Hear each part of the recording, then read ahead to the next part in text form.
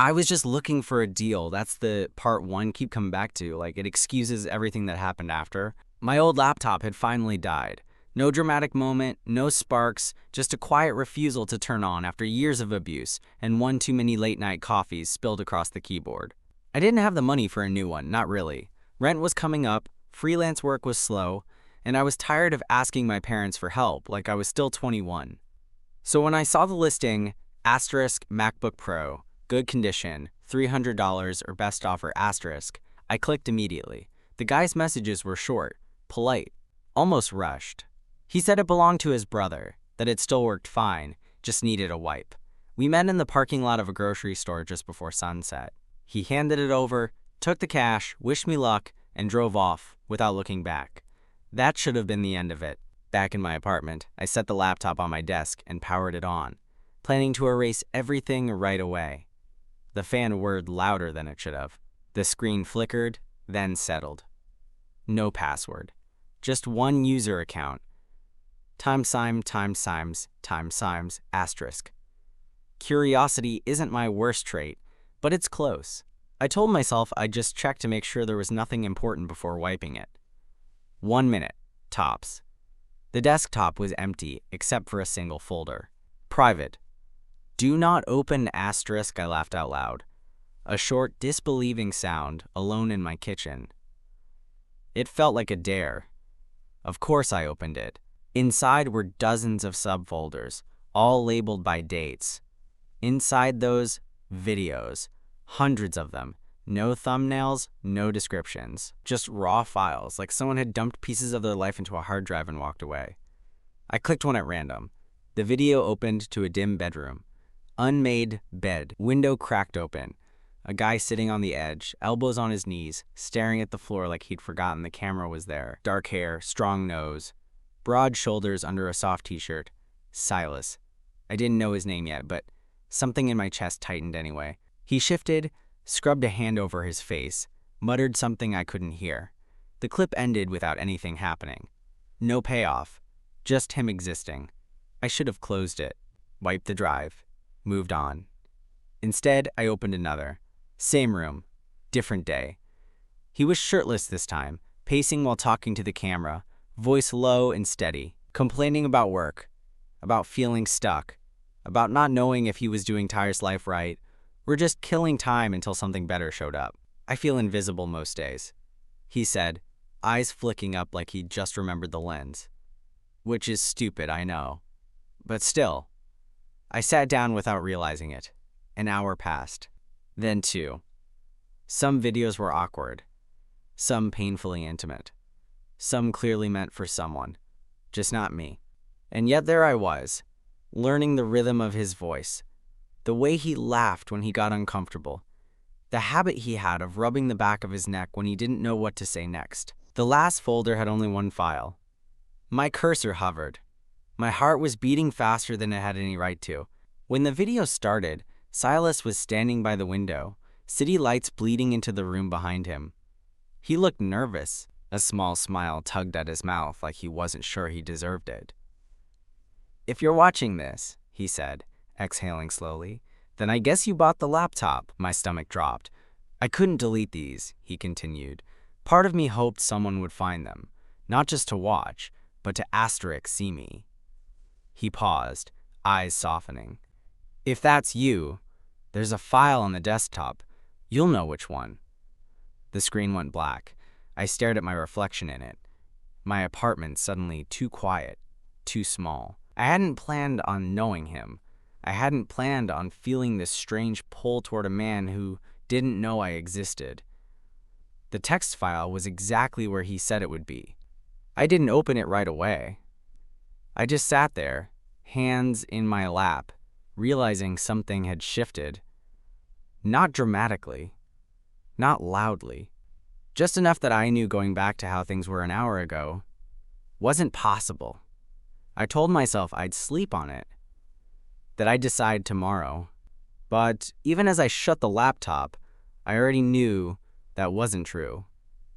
Some doors don't close once you've seen what's on the other side.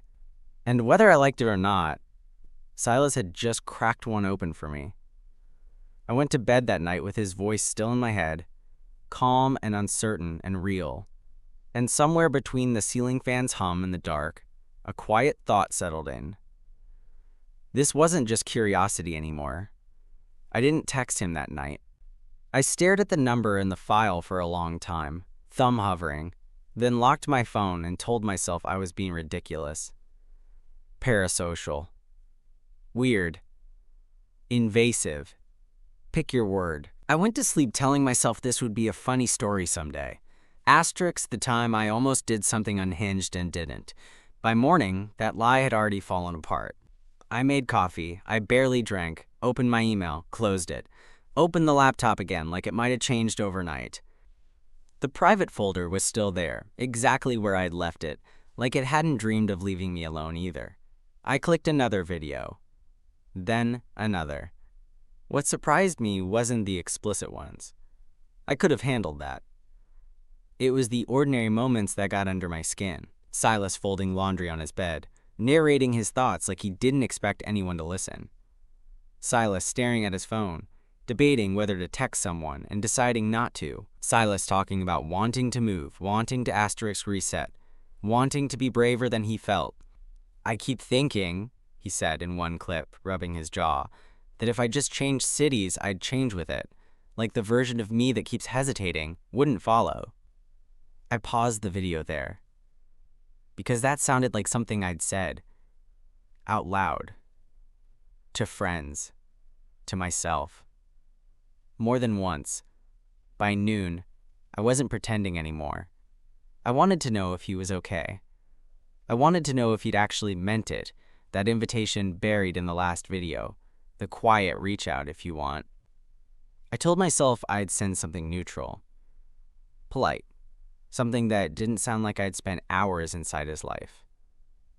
Hey, I think I bought your laptop by accident. Just wanted to let you know I made it to a good homes. I deleted it. I tried again. Knives. This is probably weird, but I saw your message. I hope the move went okay. Times delete. Finally, I stopped overthinking it and just told the truth. Hey, I bought your old laptop. I watched the videos.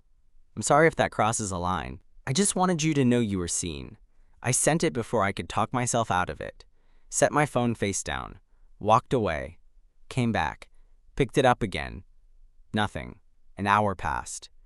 Then, 2. I went for a walk I didn't need, circled the block twice, checked my phone like a reflex I couldn't control. When it finally buzzed, my chest tightened so fast it almost hurt. Silas. Asterisk. You actually reached out. Silas asterisk. I didn't think anyone would. I sat down on the curb like my legs had given up. Ace me. Ace me asterisk. Yeah, I wasn't sure if I should. Ace me wireless. Ace me asterisk. I'm glad you did. There was a pause. 3 dots appeared. Disappeared. Came back. Silas asterisk. Can I ask something kind of personal? Me. Asterisk. I think we're already past. Kind of. He sent a laughing emoji. Then, Silas asterisk. Which video did you finish on? I thought about lying, choosing something light, but my fingers moved on their own. Jen's frown, the one by the window, where you talked about wanting to start over. Another pause, longer this time. Trekt Silas, asterisk that figures. Trekt you Lee, Treks fetu. Trekt you Lee, asterisk, why? Silas, asterisk. Because that was the hardest one to record. We didn't talk for long after that, just enough to establish a rhythm. He told me he'd moved 2 states over. New job, smaller apartment. Same doubts. I told him my name. He told me mine sounded grounding, like someone you could trust with a secret. When the conversation slowed, neither of us rushed to end it. There was no big moment, no escalation, just the quiet understanding that this wasn't over. It was only beginning to take shape. That night, I closed the laptop for real. Not because I didn't want to watch anymore, but because I didn't need to. Silas wasn't just a collection of files now. He was a voice on my phone, a presence, a possibility I hadn't planned on but couldn't ignore. As I lay in bed, staring at the ceiling, I realized something else too. Reaching out hadn't solved anything. It hadn't fixed him or clarified me. But it had shifted the air between two strangers in a way that felt deliberate, almost careful. Like we were both standing at the edge of something unnamed, neither of us ready to step forward, yet aware we were no longer standing alone. The next few days settled into something that felt almost domestic, even though we were 2 states apart and had never met. Silas and I texted in the in-between moments while he waited for his coffee to cool, while I stood in line at the pharmacy late at night when neither of us could sleep. Nothing urgent, nothing performative, just a steady exchange that made the hours feel less sharp. He never asked if I'd watched more of the videos. I never told him that I hadn't been able to stop myself entirely.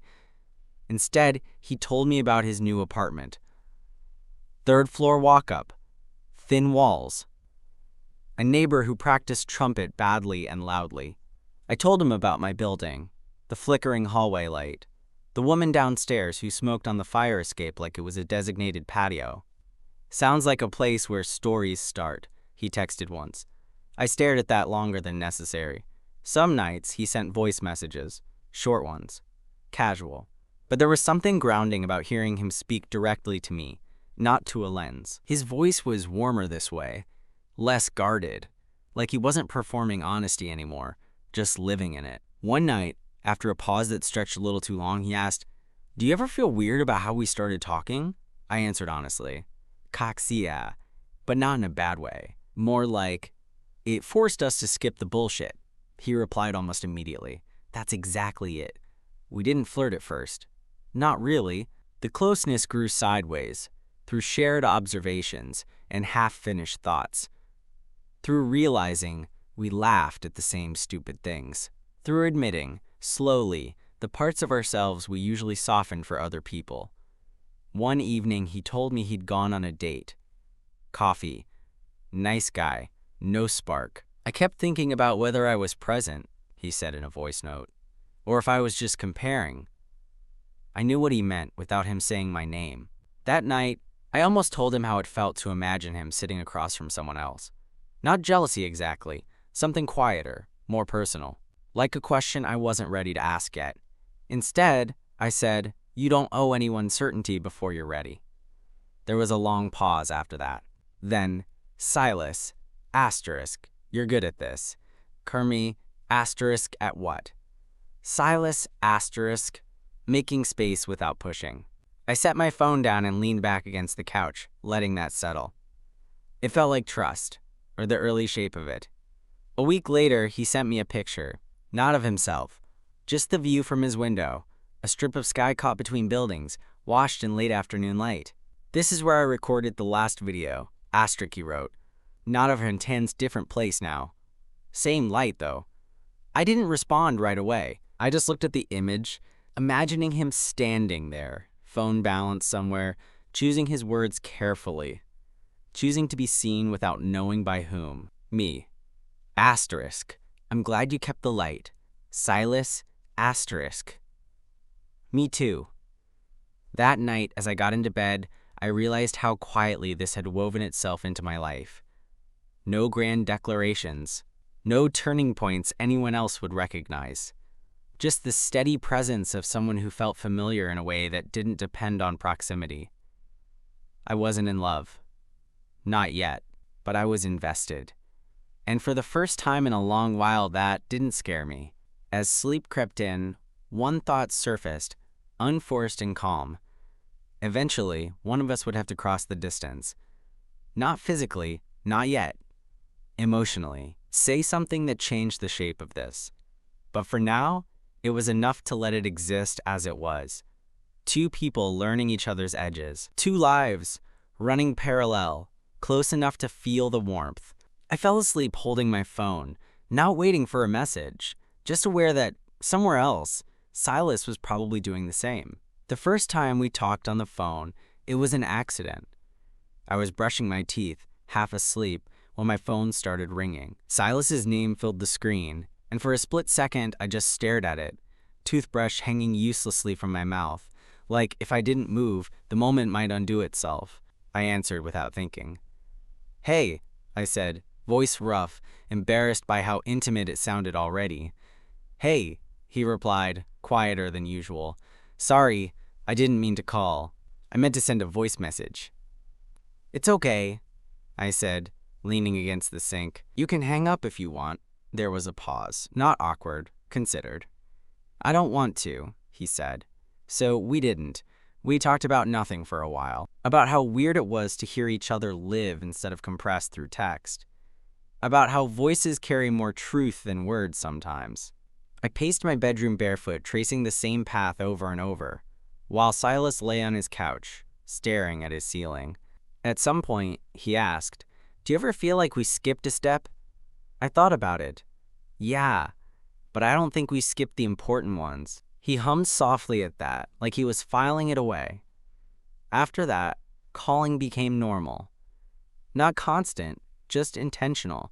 We learned each other's rhythms, when to listen, when to fill the space, when silence meant comfort instead of distance. One night, he told me he'd almost deleted the folder before giving the laptop away. I sat there with my finger over the trackpad. He said, voice low. Kept thinking, no one needs to see this. Asterisk. What stopped you? I asked. He exhaled slowly. I think I was tired of deciding I wasn't worth the risk. That landed deep enough that I had to sit down. I didn't tell him that hearing those videos had made me feel less alone too. That seeing him uncertain and open had loosened something in me I'd kept locked for years.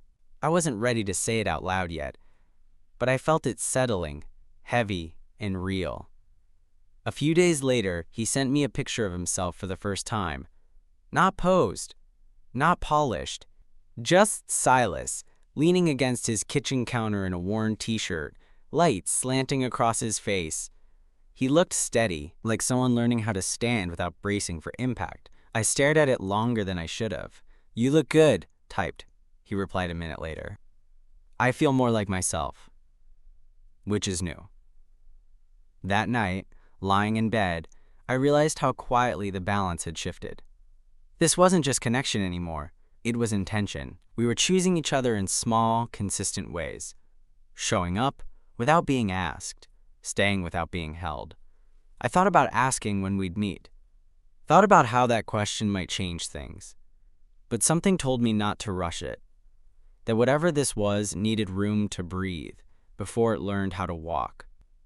Instead, I said, I'm glad you didn't delete the folder.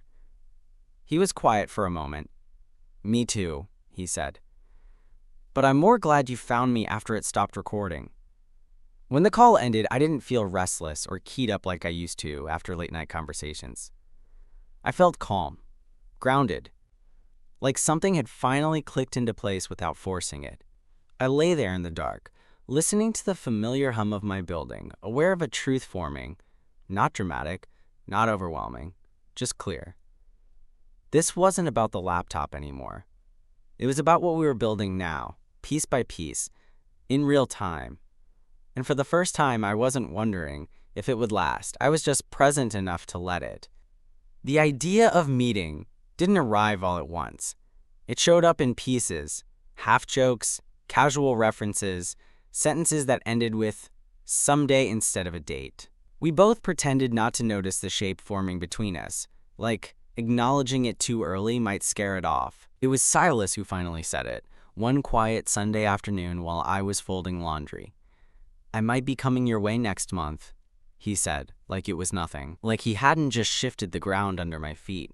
I sat down on the bed, a sock dangling from my hand. For work? Mostly, he said, then, softer. But I could extend the trip, if you wanted. There it was, not a question exactly, an opening. I want, I said without overthinking it. He laughed, low and relieved. Okay, yeah, me too. After that, things sharpened, not rushed, but clearer. We talked logistics, then immediately abandoned them. What mattered wasn't where he'd stay or how long he'd be in town. It was the fact that the distance had an endpoint now. A line on the calendar where imagining turned into anticipating. The night before he arrived, I barely slept. Not from nerves exactly, more from awareness. Every small detail felt suddenly important. I cleaned my apartment like he'd already been there and left judgment behind. Changed my sheets. Threw out a plant I'd been failing for months. When he texted Cane Point landed, my chest tightened in a way that felt almost unfamiliar. Real.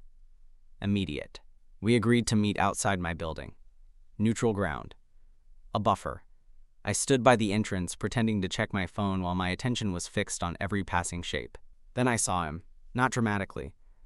No slow-motion reveal, just Silas, walking toward me with a backpack slung over one shoulder, looking around like he was grounding himself in the moment. He was taller than I expected. Or maybe he just carried himself differently in person.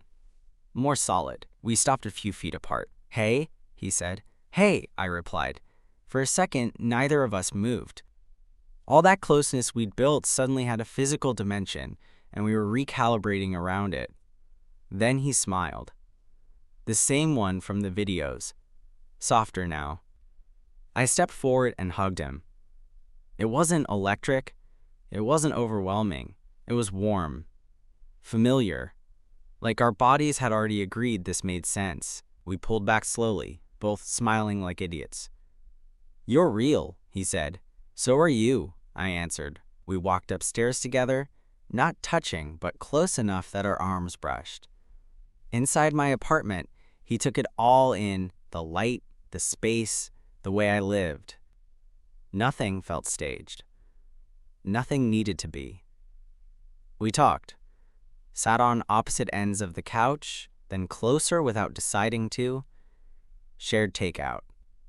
Laughed at things that didn't need context anymore. Every so often, our eyes would meet and hold, like we were silently checking in. Later, standing in my kitchen, he said quietly, "I'm glad it was you." I knew what he meant. The laptop. The risk. The version of himself he'd left behind. "Me too," I said. When the night finally slowed, when the city outside softened into background noise, we didn't rush anything. We just stood there, close, breathing the same air, letting the reality of Tafter settle in. This wasn't a climax. It wasn't a conclusion. It was the beginning of something with weight and texture, something that had chosen patience over urgency. And as I watched Silas look around my apartment, like he might belong here someday, a quiet certainty settled in. Not that this would be easy, not that it would last forever, just that it was real. And right now, that was enough. The first night he stayed over, we didn't share a bed. That surprised both of us. Not because the pull wasn't there. It was, but because something quieter had taken over. A kind of mutual instinct to not rush past the part where you learn how someone exists in the same space as you. We sat on the couch until late, legs stretched out, shoulders barely touching, watching something neither of us followed. The TV was just an excuse to let the silence breathe.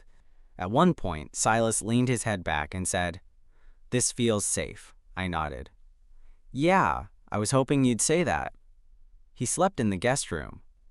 I lay awake longer than I expected, listening to unfamiliar footsteps in my apartment, to the subtle shift of having someone else's presence threaded through my space. It didn't feel invasive. It felt intentional, like we were letting the shape of trust settle before trying to define it. In the morning, I found him barefoot in my kitchen, squinting at the coffee maker like it had personally wronged him. "I think it knows I'm an imposter," he said. I laughed, leaning against the counter.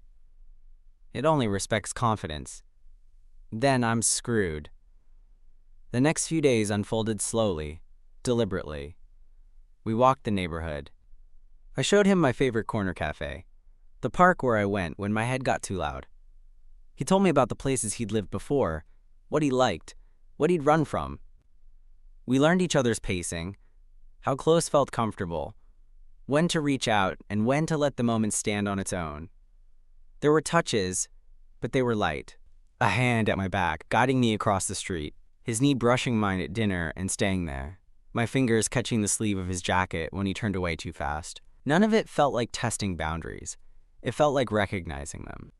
One afternoon, sitting on a bench with the sun cutting through the trees, he said, "I was afraid you'd be disappointed in person." I turned toward him. "Why?" "Because I gave you the most curated version of me first," he said. "All the edited honesty." I thought about that, then shook my head. "You gave me the most vulnerable version. That's harder to fake." He looked at me for a long moment after that, eyes steady, something settling behind them. On his last night, we finally crossed the line we'd been orbiting. Not in a rush, not with urgency. Just a quiet decision made somewhere between shared breath and shared understanding. We stood in my bedroom, the city humming faintly through the window, close enough that stepping back would have felt unnatural. "Tell me if this changes anything for you," he said softly. I shook my head. "It doesn't change it, it confirms it." When we kissed, it was slow, grounded, less about discovery and more about recognition. Like our bodies were just catching up to something our conversations had already agreed on. Later, lying beside him, the room dim and calm, I felt that familiar sense of arrival. Not the kind that ends a journey, but the kind that tells you you're finally moving in the right direction. He traced a small, absent pattern on my arm and said, "I don't feel invisible anymore." I swallowed, emotion tightening my chest. "You never were. You just needed the right witness." He smiled at that, then rested his head against my shoulder, breath evening out. As sleep crept in, I realized something important. This wasn't about fate or chance or some cinematic coincidence. It was about two people choosing to stay open long enough to be changed by it. And whatever came next, distance, uncertainty, work, it would start from here, from something honest, from something earned. I closed my eyes, holding on to that truth, and let the night finish what it had started. The morning Silas left, the apartment felt larger than it should have. Not empty, just stretched, like the walls were adjusting to the absence of his footsteps. We moved around each other quietly, the way you do when something matters and you don't want to bruise it with small talk. He zipped his bag. I made coffee neither of us finished. At the door, we stood there longer than necessary. No urgency, no panic. Just the weight of knowing this goodbye wasn't an ending. It was a transition. "I don't want this to fade," he said, hand resting on the strap of his backpack. "It won't," I answered, surprising myself with how certain it sounded. He smiled at that, then leaned in and kissed me once. Unhurried, grounded, like punctuation instead of a question. When the door closed behind him, I didn't feel hollow. I felt calibrated, like the needle had finally settled somewhere honest. The weeks after were different, not worse. Different. We talked every day, but less frantically. Our calls found a rhythm that fit real life. Workdays, tired evenings, mornings when one of us was already halfway out the door. He told me about a promotion he might take. I told him about a project that scared me in the best way. We didn't pretend distance was easy. We just didn't pretend it was fatal. One night, he said, "I've been thinking about what comes next." I waited. Let him finish. "I don't want to keep circling the idea of us," he continued. "I want to walk toward it." My chest tightened, not with fear, but recognition. Me too. So we made plans, not dramatic ones, practical ones, visits that landed on calendars. A longer stay penciled in with flexibility and hope. We talked about neighborhoods and weather and the parts of ourselves that would need patience if we tried to braid two lives together. It wasn't romantic in the way movies teach you to expect. It was better. Late one evening, months after the laptop, after the videos, after the risk, I sat at my desk with the computer open. The private folder was still there, untouched since the first week we met in person. I hovered for a moment, then deleted it, not because I wanted to forget, because I didn't need it anymore. I texted Silas a simple update. He replied almost immediately. "Hamstrak. Good. I like who I am now better anyway." I leaned back in my chair and let that settle. The room was quiet. The city hummed. My life felt ordinary in the best possible way. Full, honest, unfinished. What we had wasn't born from a perfect meet-cute or a clean beginning. It grew out of vulnerability left unguarded long enough to be found. It asked for patience, then rewarded it with something steady. As I shut down the computer, a calm realization formed. Not loud, not sweeping, just true. Some connections don't arrive with fireworks. They arrive with clarity. And once you have that, you don't go back. The move didn't happen all at once. It arrived in layers. Weekend visits that turned into longer stays. Closets that slowly held more than one kind of shirt. A toothbrush that stopped feeling like a guest. We learned the unglamorous parts early. How tired we got in different ways. How one of us needed quiet after work while the other needed to talk it out. How compromise wasn't surrender if it left room to breathe. Silas took the promotion. I took the risk. We chose a place that wasn't perfect for either of us, which somehow made it better. Neutral ground. A shared beginning.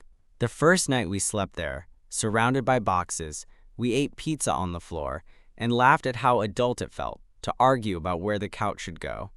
At some point, Silas leaned back on his hands and said, "This is the longest I've stayed anywhere without wanting an exit." I didn't answer right away. I just watched him in the low light, the version of him that no camera had ever caught. "You don't have to run," I said finally. "Not for me." He nodded, like he was storing that somewhere permanent. Life settled, not into routine, into texture. Mornings with shared coffee, evenings with separate corners that drifted back together. We stopped narrating ourselves to each other and started living in the same sentences. Some days were heavy. Some were light. Most were just honest. Once, months later, he asked if I ever thought about the videos. "Sometimes," I said, "but not the way I used to." "Do they bother you?" he asked. "No," I said, and meant it. "They remind me that people don't always know who they're recording for." He smiled at that, then reached for my hand. The small gestures mattered more now. Proof over promise. On a rainy Sunday, while we cleaned out a closet, I found the old laptop charger tangled with cables. I held it up like a relic. "Remember how this started?" I asked. He laughed, shaking his head. "Worst icebreaker of all time." "Best," I corrected. We didn't keep the charger. One night, much later, we stood at the window of our place, city lights blinking like a language we'd learned together. Silas rested his chin on my shoulder, and for a while we didn't talk. The quiet wasn't empty. It was full of the kind of understanding you don't rush to name because it keeps showing up anyway. "I don't feel invisible anymore," he said again. Older words, steadier now. "You never were," I said, "but I'm glad you know it."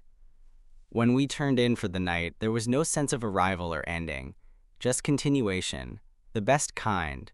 I thought about how chance had brought us together and choice had kept us there. How seeing someone is an act you keep performing, even when the lights are low. As I drifted off, one last realization settled in. Soft, complete. We didn't save each other. We recognized each other. And that, it turns out, was enough.